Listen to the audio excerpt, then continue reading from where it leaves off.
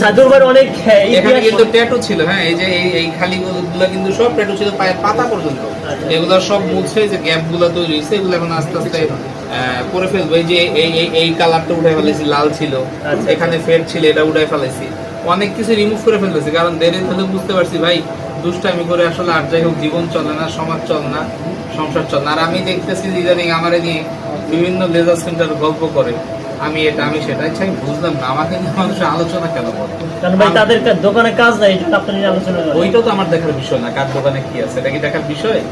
আমাকে নিয়ে মানুষজন আলোচনা করে, আমার কাছে অবাক লাগে যে আমাকে নিয়ে আলোচনা গেছে, আমি কোন এমন মহান ব্যক্তি হয়ে গেছে আমার নিয়ে আলোচনা করতে?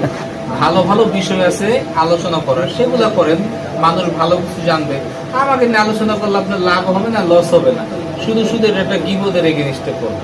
তা আমার নিয়ে আলোচনা না করে আপনারা নিজেদের ব্যবসায় মনোযোগ দেন, নিজেদের কাজে ফোকাস দেন এবং কাস্টমারদের সাথে ভালো ব্যবহার করুন। টাকা পয়সা খায় পরবর্তীতে কাস্টমারের ফোনও ধরে না, চিনেও না, ম্যাক্সিমাম সময় থাকে এদের শাটার বন্ধ।